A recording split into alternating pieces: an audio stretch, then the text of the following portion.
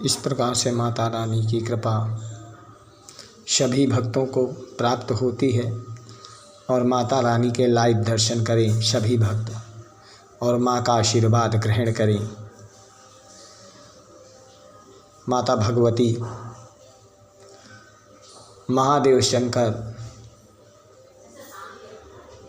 दोनों पृथ्वी पर जब विचरण करने गए थे, उन्होंने प्राचीन काल के मंदिर में जा कर के जो खंडर मंदिर पड़ा हुआ था, वहाँ पे पुजारी भगवान की सेवा कर रहा था और वहीं पे भगवान शंकर और माता पार्वती चौसर खेल रहे थे।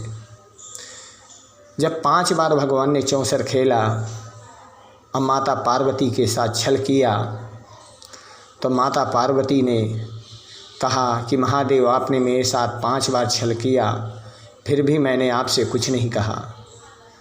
महादेव ने कहा, हे देवी, अगर मैं छल करता हूँ या बेईमानी करता हूँ, आपको विश्वास नहीं है, तो आप ये पुजारी जी को बुला लो और कहो इनसे कि ये न्याय करेंगे कि मैं छल करता हूँ या आप।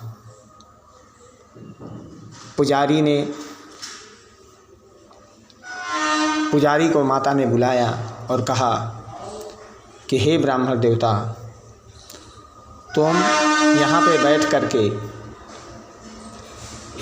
हमारा चौसर का खेल देखो और इसमें जो भी बेईमानी या अन्याय करे उसको आप बताना। जिसको आप बताएंगे जो, वही आपकी बात मान्य होगी। पुजारी आते हैं और बैठ जाते हैं और भगवान शंकर पूछते हैं कि देवी अब प्रारंभ करें। तो माता कहती हैं क्या प्रारंभ करें, और ब्राह्मण से कहती हैं कि हे ब्राह्मण देवता, आप न्याय और अन्याय दोनों बताना। जो भी अन्याय करे इसमें उसको आप बताना। माता पार्वती के कहे अनुसार ब्राह्मण जब देखा तो भगवान शंकर फिर से जीत गए। तो माता पार्वती ने कहा कि फिर प्रभु, आपने फिर मेरे साथ बेईमानी किया।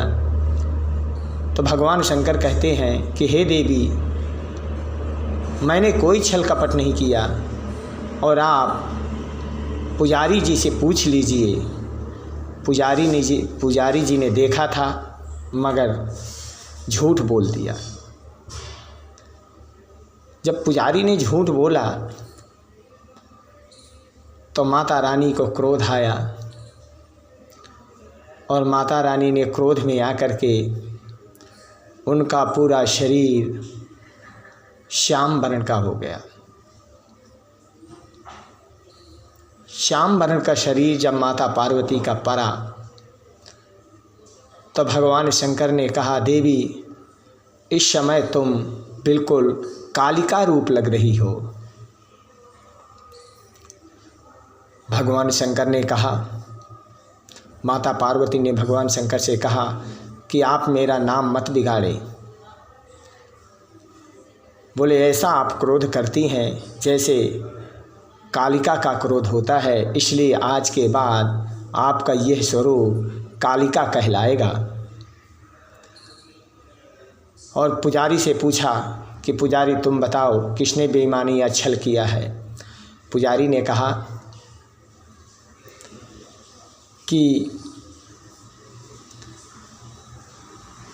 नहीं, भगवान शंकर ने छल नहीं किया। माता को क्रोध आया और क्रोध आते ही माता ने पुजारी को श्राप दिया कि तुम्हें दारुण दुख प्राप्त होगा या कुष्ठ रोग से ग्रसित रहोगे। मैं तुम्हें श्राप देती हूँ। पुजारी ने जो कुछ भी कहा था वो डर के मारे कहा था कि कहीं भगवान शंकर का प्रकोप तीसरी नेत्र ना खोल दें जिससे कि मैं भस्म हो जाऊं। पुजारी ने कहा, माँ, मैंने तो क्रोध बचा करके झूठ बोला। माता ने कहा, तुमने झूठ बोला, क्रोध बचा करके या किसी के बस में आकर के झूठ बोला, पर झूठ तो झूठ ही है, इसलिए उसका पाप भी आपको लगेगा। आप उस पाप को ठुकरा नहीं सकते हैं और इसको आपको भोगना ही पड़ेगा।